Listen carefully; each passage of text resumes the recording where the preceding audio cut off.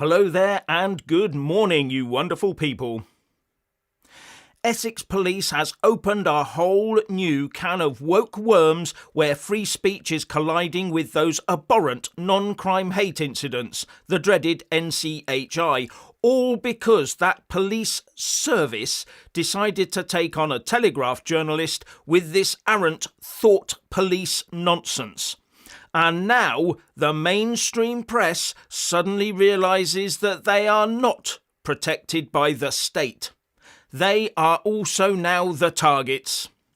That cosy establishment press relationship is under threat. Starmer's Labour government now wants to control them too, as well as social media. But the backlash has, thankfully, been swift and brutal. And as far as I can ascertain, the two police officers that fronted up on that Telegraph journalist's doorstep on Remembrance Sunday morning didn't have the, capacity to be considered as effective thought police, if you get my drift. Surely those officers should themselves have been readying to attend a Remembrance Day parade somewhere themselves.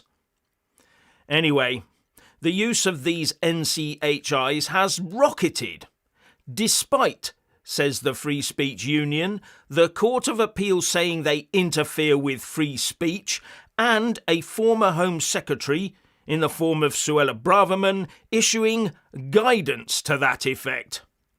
And the new Home Secretary, Yvette Cooper, wants to use more of these NCHIs.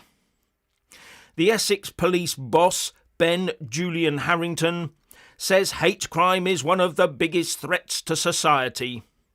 And it seems that the woke route to stop it is clamping down on non-crime free speech. If they stop us talking about it, then we won't commit crimes over it. That seems to be the debate and the idea. And the Tory-controlled Essex Council, yes, Tory-controlled, says that something it calls increased hostility was fuelled by a rise in more mainstream right-wing politics, the radical right as they put it, and resulting in an increase in freedom-restricting harassment. This from a Tory council, fuelled by a rise in more mainstream right-wing politics that they called the radical right. So anything to the right of Karl Marx is the radical right, it seems. The loonies have definitely taken over. Now, before I bring Richard in, I will point out that those like Alison Pearson are told that they are not allowed to know what they've said, nor who their accuser is. In fact, the police make a point of saying there was no accuser, only a victim, because presumably the Crown Prosecution Service, yes, the Crown, becomes the accuser over these affairs. Surely at the end of the day, not knowing what you're being prosecuted for hampers any defendant in their right to a fair trial. But I think there's a really sinister reason for this. The police, it seems, has already decided that anyone accused of a hate crime, whoever they are, will hunt down and be violent or very nasty to their accuser/victim if they find out who they are and where they are. Richard, what do you think about all of this? Yes, Jeff, you're right. The mainstream media will be concerned about Alison Pearson's recent run-in with the law, because it means that mainstream journalists will, for the first time, be feeling a little unnerved and potentially accountable to a set of rules and regulations which are normally only applicable to the great unwashed like you and I, Jeff, and not to the sanctimonious liberal lefties regurgitating the government's propaganda. Indeed, I can even imagine that the Guardian journos, yes, them, if you want to call them journos, they will be more hesitant in front of their keyboards this week should they dare to break the party narrative, especially if they were to criticise Starmer in any way. Oh, goodness forbid, what would happen? Would they have a knock on their door for wrong think or wrong speak? Granted, most of the concern is currently coming from journalists sympathetic with the right of the political debate, but a thought crime precedent has been set, and have no doubt that fear will be spreading amongst those that pretend to report the news on the left, and even some on the right. So the problem is journalists can be cancelled too, so we can expect more thought crime visits by the police heading our way. Were it not for brave journalists like Alison Pearson, we would be getting a very one-sided establishment version of reality from the mainstream media. Make no mistake, there are other great journalists out there, as well as Alison Pearson, who are trying to speak out, but constrained by their editorial. GB News is a prime example of this. They have made it their mission to expel every voice of dissent, you might say, on their rostrum, with only 2 anywhere near decent journalists left really on GB News. It's still better than the BBC, but, you know, come on. But all this serves to wake up the sleeping masses to the control mechanisms being applied to them. The 2-year-long very bad cough, I think you know what I'm talking about there, woke a lot of people up. But Starmer and his bunch of nutters who are currently running the country are completely oblivious to this. And they're about to wake up some sleeping giants. And one of those sleeping giants is about to head to London on Tuesday. The farmers. I honestly can't imagine we'll last this winter out. You know, it's a pretty dire situation for them. And this government and the establishment may be about to find out the hard way that the state and its representatives should always be mindful that they serve the people. And once you turn on the people, all bets are off, especially when you have farmers taking their own lives due to land grabs by the state and removing all the work that they have put in throughout their entire lives. And the work of their forebearers who worked to pass the farms on down through generations. Quite a selfless act, you might say, in some respects, because they're passing on a very, very hard lifestyle to those children. Why do you think the average age of a farmer is 65? It's not fun. It really isn't.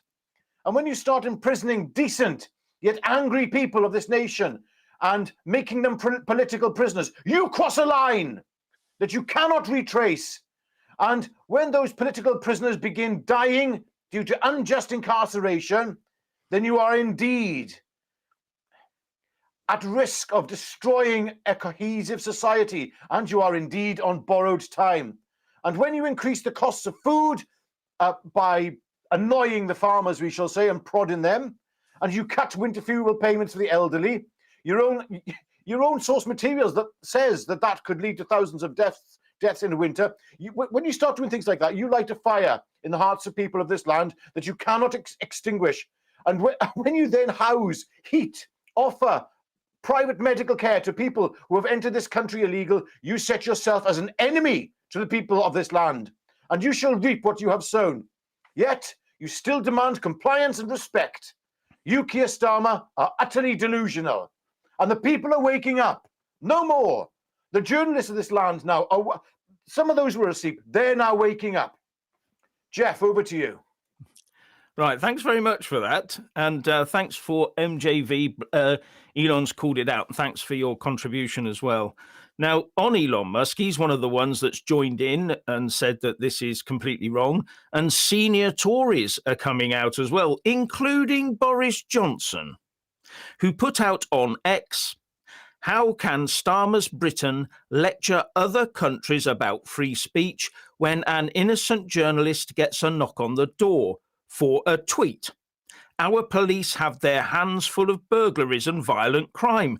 They are being forced to behave like a woke Securitate, and it has to stop." My answer to that is, what a hypocrite. Because the Tories are just as complicit. All these NCHIs started under Labour in the year 2005, nearly 2 decades ago, with the hate crime operational guidance being issued by the College of Policing, I think it's called. And it's gone through a full 14 years of the Tories, with some of them being under the prime ministership of a certain Boris Johnson. And the 2005 document was issued by the College of Policing that the FSU, the Free Speech Union, says is the quango responsible for the oversight and guidance of police forces in England and Wales. This quango is in fact a limited company, and NCHIs have never been required by Parliament in legislation. This means that this new form of surveillance and speech control is being created by a company away from any democratic control. And that has been backed by 2 Labour governments, a Conservative Lib Dem coalition and a Conservative government. The uniparty state at work, all quietly in lockstep. The stripping away by all of them of our basic right to free speech. The Universal Declaration on Human Rights, the European Convention on Human Rights, the Human Rights Act, none of them protect our free speech. They only protect the rights of new arrivals. Just bear all that in mind. What do you got to say about that, Richard? Yeah, totally agree. But the first point about Boris Johnson, freedom of speech, freedom of expression, freedom. The words Boris Johnson and freedom are, it's like an oxymoron. It's completely, they are polar opposites, complete polar opposites. Look what he did to us during that bad cough, when we were all locked away and told what to do, what to think, what to say. Practically, things were like we there was a bit of shadow banning going on again. We were placed in the firing line to a certain extent, and at the same time they were holding parties in Downing Street. That's how frightened they were. This, honestly, it's, as you said, Jeff, it's a uni-party. There is no political difference. I mean, I can see Boris Johnson. When I see him going on GB News at Patrick Christie's the other night, oh, look, we've got Boris Johnson. They were all so happy that they got Boris Johnson on. I'm thinking, you were criticising this man only a few years ago, calling him everything under the sun, and now you're welcoming him into the fold as he's trying to rebuild his political career, trying to rebuild. Oh, I don't know what. Just can these people just go away? It's like when Tony Blair gets up and thinks that people actually will listen to him and believe him. All he's doing is representing a very small minority of globalists and very dark and sinister people. People don't want to know what Boris Johnson's got to say. They don't want to know what Tony Blair's got to say. These people are evil. I'm sorry. I used to think there was a great amount of charm about, and he is witty and quite amusing, Boris Johnson. But then again, I'm sure there are many other evil people in history who are quite amusing and quite witty. Doesn't make them any good at running a country or being a prime minister. It doesn't make their opinions any more valid. Jeff. Yeah. Yes. Now, the Telegraph also has an article on another case here. So the Telegraph is quite prominent in all of this. And they talk about a lady called Maya Forstater, the executive director of Sex Matters, which campaigns for clarity about sex in law and policy. And she was emailed by the Metropolitan Police to be told that she was under investigation for allegedly making a malicious communication. But they further said to her she was warned that if she failed to attend the police interview voluntarily, she would be marked as wanted on the Met Police's system and would eventually be arrested. So it's not a voluntary police interview then, is it? Of course it's not. It would be made under duress. The uniparty state, the Lib Lab Green Con, has a lot to answer for here. They're actually trying to scare people by using the police into shutting them up. And that is not forgivable. It's totally unforgivable. What was her name again? Oh, it was Maya Forstater. I think that was the name. Forced data. I thought he said. Then I thought, bloody hell. Not the name and a half. Sorry. Things like that just grabbed me. Oh, quickly. Oh, Mike Hipperson, thank you for your super chat. It says, sadly, the police are more worried about their pensions than rights, so will follow their master's orders. Such is the way of the world. You were right there, Mike. Yeah. I was just doing my orders. Yes. Following the orders. Just obeying like they did. Yes, back in the day. And I've got Germanic Europe in my DNA as well, so I can Oh, dear me. You're one of them. You're one of them. Put those accents on before you start doing cultural appropriation bull Yeah. Yes. There we go. The sheep are still going for it. Yeah, I understand that. Yeah, but they're waking up. There's Yeah. so many people waking up. As I said, the political class want us to just keep us down, but Yeah. and the media class working in cahoots with them. But as we said earlier on, they are starting to think, oh, hang on a second. Oh, if we don't actually get the party line towed absolutely perfectly, then we could be in the firing line ourselves. So even the mainstream media is starting to get a bit of squeaky bum syndrome. Yeah. This is a good comment. They should never have put someone from the justice system in power. Now, a lot of people don't actually realise that if from the point that a crime is committed, all the attention is on the perpetrator, not the victim. All the attention is on the perpetrator while they're in police care, while they're out on bail, while every step of the way, they're monitored, cared for, made sure everything's okay for them. And when they go into prison, it's all about protecting them, as we know. Unless you're from the far right, of course, then that's a completely different kettle of fish. But the whole thing is called the criminal justice system. So you concentrate on the justice for the criminal, not for the victim. It should be called the victim justice system, because then maybe we'll concentrate on the victim and the impact that crime has on victims. Because every crime has a victim, otherwise it's not a crime, is it? Apart from non-crime hate incidents, because there wasn't a crime. And if there isn't a crime, because it's a non-crime hate incident, if it's a non-crime, there can't be a victim, can there? So the police have got this all upside down, round the wrong way, and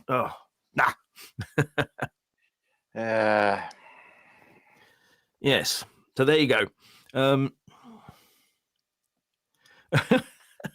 Oh, there you go, Richard. We're being told we have to go on the carnivore diet. No, I'm already there. I've already started. I know. That's what Rosemary. Sorry. This is aimed at Rosemary from Annie H. Sorry. I thought that was aimed at us for some reason. Us healthy people. Okay. Yeah. Yes. Both of you. Yeah. Yeah. Well, anyway, yes, I've gone carnivore and lion diet. More to the point, and I've lost. You said it before. Yeah. Well, I've lost 2 stone now in a month. I think it's been quite remarkable. I'm being strict with it, and 1 meal a day. Yeah. Anyway, so we go off. Yes. Now Starmer is already the enemy. Yeah, he was the enemy before he even got into power. He made that quite clear. He's just hidden most of it. Now it's coming out fully into the open that this is communism or nothing. That's where we're headed. And what gets me is that Angela Rayner actually said before they even got in that they were going to put in place unchangeable laws for the future. They were going to change the country so much that no one would ever be able to change it back again. And I got another message for her. Oh, yes, we can, and we will.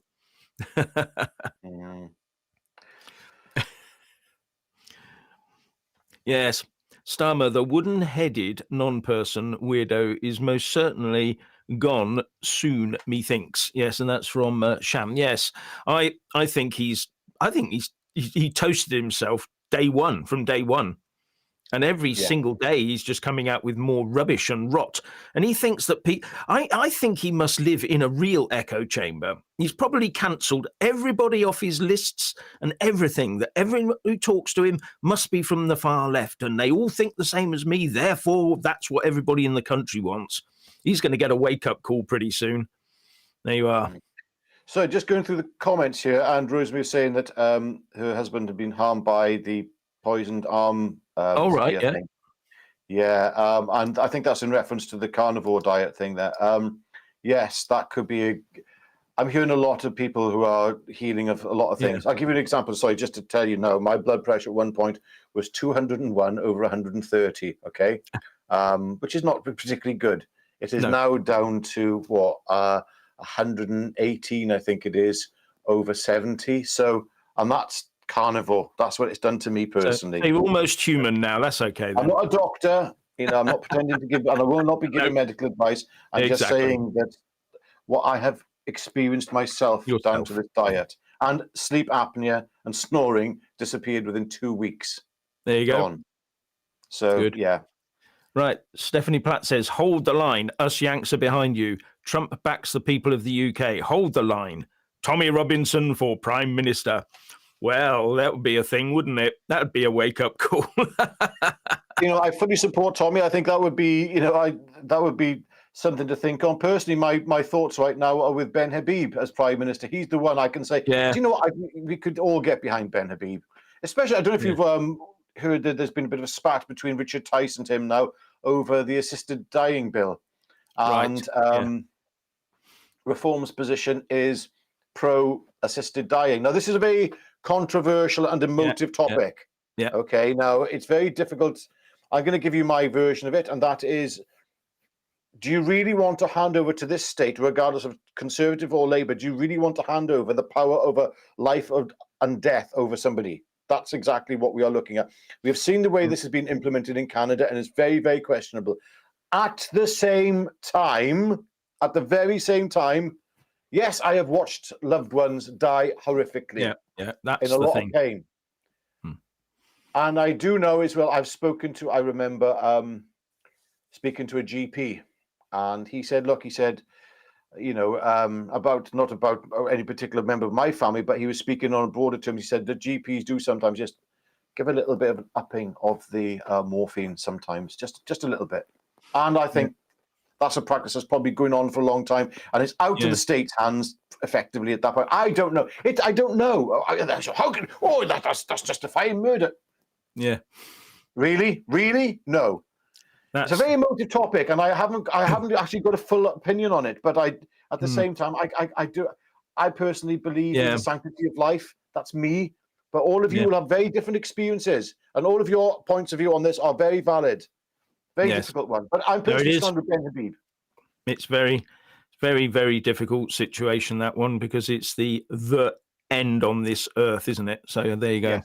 Yes. Bass player says the worm always turns and bites them in the end. Yes, I'm hoping that always continues as well, because we generally get treated as almost like lab rats and worse, just to experiment on as they sort of try their different things on us, which they're hoping to turn society into some perfect thing. We're humans. We're not perfect. Society is never going to be perfect, whatever you do. And if you impose tyranny on us, it just proves that whole point, doesn't it? The human race is evil and disgusting by imposing tyranny on people. And that's what they're trying to do, is impose a green sort of socialist tyranny on us in the hope of forming a perfect society. It ain't gonna work. It's impossible. Oh dear, the stupidity of these people. The more freedom you give us, the more likely we are to be more satisfied. The more freedom we have, the more we can earn for ourselves. And a lot of wealthy people, when they become wealthy, they start spreading their wealth about voluntarily without telling people. That's what they do. But no, we must tax them into oblivion to make our perfect society, and everyone, Yes. By the way, in the comments section, just to let you know, we will be, with something I've been talking about for a few days with Jeff, we will be getting a third party in to have a little look through the comments. If there's any sort of issues going on there, we will be sorting that out. We will not get involved. We do not moderate comments on this channel. But if people are having a bad time, then we're going to get third party to have a little look through. That's all there is to it. So there we go. Yes. I want to live in Trump's free world, says Jam TV. Well, a lot of people probably think that way now. But I would much rather stay here and make this into the beacon of freedom of speech and general freedoms and proper human rights. And anyone who says that the ECHR must stay for our human rights, all I do is I point at the non-crime hate incident and say, how has the ECHR protected me from that tyranny? It has not, and it won't, because the ECHR is part of the problem here. It's only there to protect other people against us. And you know exactly what I mean, don't you? Anyway. Here's a good one from Lyndon Britton. The Uni Party has complete contempt for us all. Yes. I think the Uni Party is a little bit. It's not quite strong enough a description, because I believe that the Uni Party is actually one face of something that's more deep state. Yeah. They are the public face of the deep state, the Uni Party. Yeah. That's the way to describe this. And the deep state in itself is inadequate a description for what's going on, I think, in the background. I think there's been things afoot since before there was an official state going on. Yeah, this goes way back, this does, I think. Yes. So I don't get too conspiratorial about it and etc. But there is more to this than meets the eye. Well, the establishment really is in the form of all the quangos we've set up, which we have no control over. If there's a quango, it controls part of our life, which we don't understand. We don't understand how it operates. We don't know who's in charge, how much they're getting paid, or anything. And there are a lot of quangos and non-governmental organisations out there, and some of them have statutory powers over us. Yes. So we should be very wary of what's going on there. And what happens is the government says, oh, this is too difficult. Hand it over to a quango of experts, and the problem for us goes away. And then we can deflect everything and pretend. And at the end of the day, the odd minister being having to resign or sacked is just part and parcel of the game. Oh, look, the health minister's had to go. You get the idea. But he's not running the show. NHS England in England is running the show. They take all the money and make all the decisions. But there's no accountability there, is there? You get the idea? That's exactly how it works. And the civil service behind the scenes, they're still there. After the election, the same civil servants are still there in most part, in 99% part. It's the same people. They've all gone through the university education system and all that indoctrination. They believe thoroughly in it. And they go through the promotion system within the civil service to make sure they pick the woke ones that will continue it. Then they feed the universities with more woke instructions and more ability to impose wokeness on their charges. And it just keeps accelerating. But we need to stamp on all this, and we need to do it quickly, because it's really killing this country off. Yeah, it is. Yeah. As I said, sorry, Richard, but Malcolm Ward says, Jeff and Richard, our two generals of common sense. Well, we've lost that one then, haven't we? Yeah, okay. Thanks very much, Malcolm. Yeah, thank you for that. Could be. As I've said before, Jeff and myself behind closed doors refer to each other as FWIT 1 and FWIT 2. Yeah, that's the. Yeah. So now this is an interesting one. Veterans are posting videos now saying that for the first year they haven't actually bought a properly, as money isn't going to the right people. Yeah, there is a question here. I know that the Royal British Legion, I'm a member, recently appointed a high-level woke manager. Oh, for goodness sake. Yeah, I know. And I hate this whole DEI thing being embedded in every single institution. But that's the aim. If you can put a DEI officer in every single institution, you can divide that institution. You can break it. You can. Anyway, there you go. Very, very sad. Well, you follow can the money. how people would feel like that, though. You know, it's at the end of the day, people didn't fight and lay down their lives to have DEI injected into every facet of society, and especially when it comes to the Royal British Legion. That's and the armed forces. You know, when you put the armed forces out there to fight a war or to fight a battle, you know, what do you do? Right, we've got a platoon here. We're going to send this platoon into battle. But first, we see that there is a gender imbalance here. So what we're going to do is we're going to break up that fighting unit and make sure that the gender balance is right. Now you must practice each other's pronouns over the radio so that you never misgender or mispronoun anyone over the radio before you go during the battle. The last thing we want is you arguing over pronouns while you're fighting the enemy. You can see it coming, can't you? Yeah. Yeah. Oh dear. Well, that's what they're trying to start it young, you see, in our Yes. schools, starting with our youngsters in school, so that by the time they reach the army, that's already embedded and baked in. That's the Yeah. that's the point of it. If you start young enough with this ideology with young kids, then come their 20s, it's not going to be an issue. Unfortunately for them, though, kids aren't that stupid. As I've spoken No, they're not. before, Generation Z, unlike the millennials, are seeing through all this. I'm quite hopeful of the future, actually, seeing Yeah. the Yeah. youngsters coming through. So am I. Yeah. When I look at Generation Z, it's just, well, come on, it's like everyone's got a hipster beard, wears, looks like a lumberjack, and drinks craft beer and drinks soy latte. It's like, and that's just the women. Oh, don't you misgender them. Yeah. Oh dear. Yeah, so here we go. Oh, Richard's going nuclear. Ha ha. I think that well, sometimes it is very difficult to control your emotions while you're sort of talking about this stuff. When I do straight videos to camera, just the talking head bit, I've practiced it. I've got it straight in my mind. I've gone through all the issues.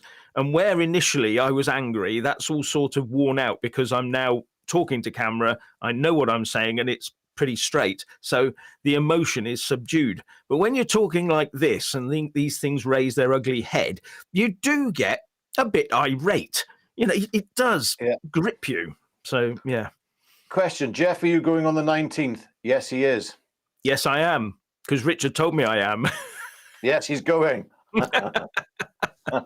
I'll be in the background. I'll have my pitchfork with me. No, I should go with the camera and the rest of it. I'm hearing that there's a lot more going than we think. So things are gearing up to be very interesting. And as I've said before, it's going to be countrywide. There are going to be outbreaks of dissent by the farmers all over the place. And isn't there meant to be a food strike this weekend? I think there is. I'm not sure on that one. That's interesting. Yeah, I'd have to look that one up again. I did read about it this morning after I just dug myself out of my bed and got a coffee. I did read something about it. I'll have to check up on that. Might have to do something on that later. Well, here's the question. Yeah. Will all farm workers, I mean, we're talking about people who own their own farms, etc., who will be going on strike, potentially on strike and protesting. What about the farm workers who work on, because a lot of, is it Morrison's, I believe, owns every farm. Okay. I do know that there are supermarkets that basically own a lot of farms as well. Yeah. Have farm workers working on. Will those people going out in solidarity? I hope so. I hope that that the entire farming community does come out. And I've seen the splits and divisions that took place in the South Wales valleys during the miners' strike, where people who broke the picket lines, their lives were not very nice, pleasant afterwards. It's a difficult one because people had families to feed. Yeah. But I remember the poverty in the South Wales valleys during that time. And don't think that poverty couldn't hit farmers. If they're going to be doing action like this, industrial action like this, it is going to have an impact on them and their lives. They're not doing this lightly. This is going to cost them dearly. Yes. And I hope that there is solidarity right throughout these protests from all farm workers. But again, it has to be done coordinated and done well so that farms don't actually bankrupt themselves by going on strike, you might say, or protesting. It's a very difficult situation, but these people have got nothing left to lose. They know the direction of travel of this government. They can see with the way it's going. So what option, again, as I said in my monologue earlier, what other option do people have other than to react and to react strongly? The options are being removed by the government deliberately. You can't speak about it. They'd rather you didn't protest about it. So what is there left? It's getting very, very difficult.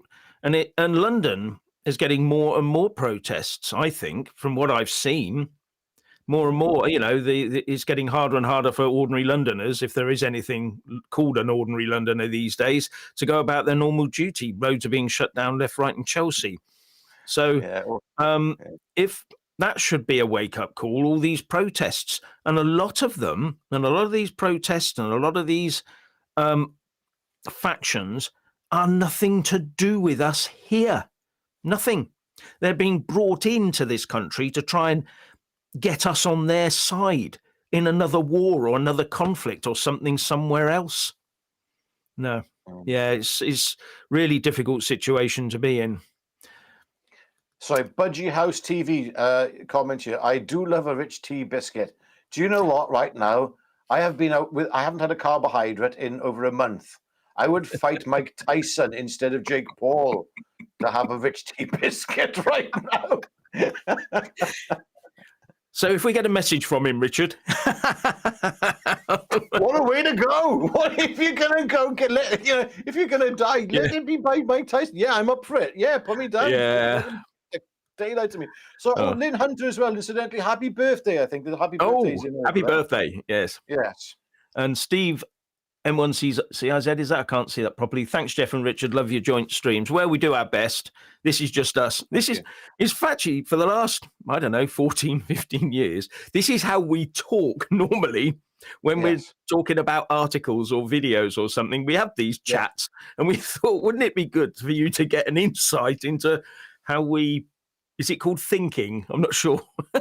Well, what it does is, what we've done previously is you've read, you have done the videos, and we've worked and crafted on those in the past.